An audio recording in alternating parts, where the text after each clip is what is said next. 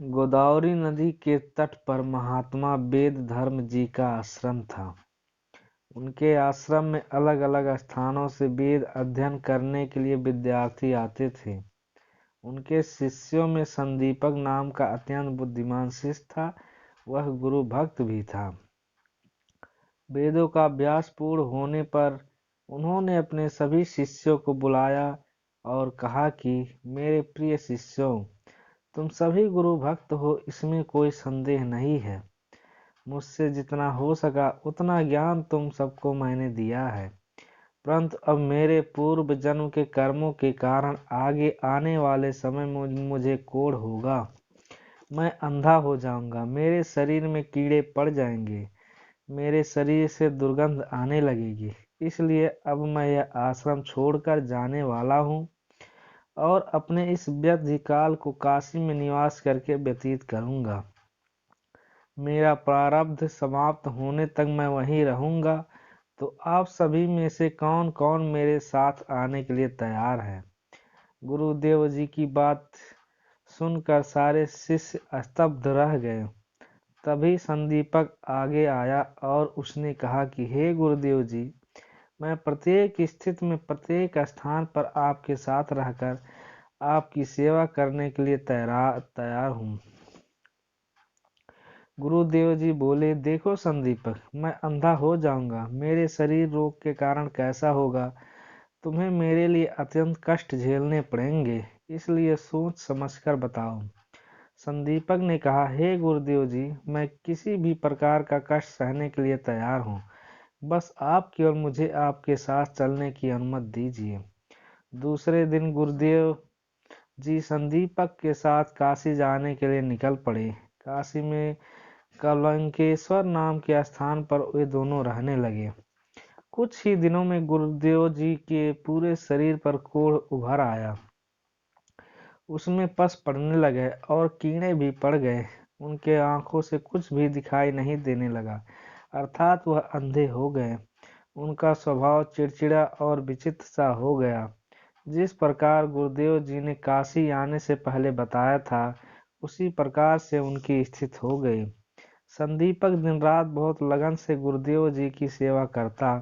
उनको स्नान कराना, शरीर पर हुए जख्मों को साफ करना, उन पर औषधि लगाना, कपड़े पहनना, भोजन करवाना, यह सब वह करता था। तभी भी गुरुदेव जी सदैव उसी पर चिड़चिड़ करते थे, परंतु संदीपक मन लगाकर उनकी सेवा करता रहता था। उसके मन में गुरुदेव जी के प्रति कभी कोई अनुचित प्रक्रिया नहीं आती थी। ये सारी सेवाएं करते करते संदीपक की सारी वासनाएं अर्थात इच्छाएं नष्ट हो गई। उसकी बुद्धि में एक अलौकिक ज्ञान का प्रकाश फैल गया। वह कहने लगा, अपने मनासुनार साधना करोगे तो कुछ भी हाथ नहीं लगेगा। गुरुदेव जी की बताई राह पर चलोगे तो जीवन में कहीं नहीं भटकोगे। इस प्रकार गुरुदेव जी की सेवा करते करते अनेक वर्ष बीत गए। संदीपक की गुरु सेवा देखकर प्रत्यक्ष भगवान शिव उनके सामने प्रकट हो गए। उन्होंने कहा, संदीपक, लोग काशी विश्वनाथ का दर्शन करने के लिए आते हैं, मैं तो स्वयं तुम्हारे पास बिना बुलाए आ गया हूँ। तुम अपने गुरु की सेवा अत्यंत श्रद्धा और भाव से करते हो। उन गुरु के हृदय में मैं सो स्वरूप निवास करता हूँ, अर्थात तुम्हारे द्वारा की गई प्रत्येक सेवा मुझ तक पहुँचती है। मैं तुमसे अत्यधिक प्रसन्न हूँ। तुमको जो चाहिए वह वर तुम मुझसे मांग लो। संदीपक ने नम्रता पूर्वक भगवान शिव से कहा कि हे प्रभु, आपकी प्रसन्नता ही मेरे लिए सब कुछ है। परंतु भगवान शिव जी ने कहा है कि तुम्हें मुझसे कुछ तो मांगना ही पड़ेगा।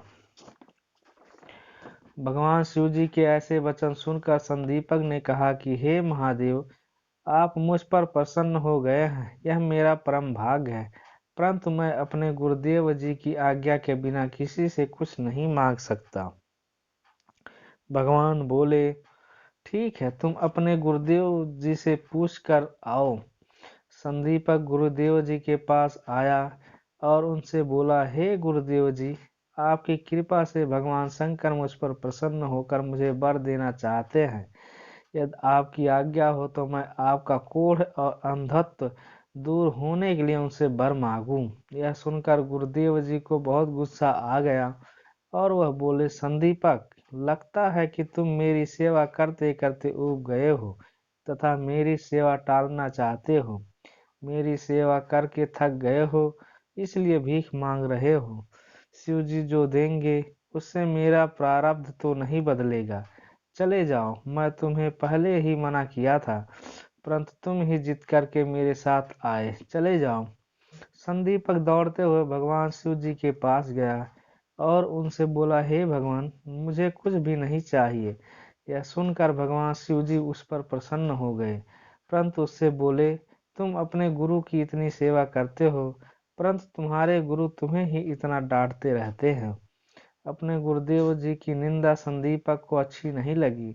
वह बोला, केवल गुरु कृपा से ही शिष्य का भला होता है, और उस स्थान को छोड़कर वह गुरुदेव जी की सेवा करने के लिए चला गया।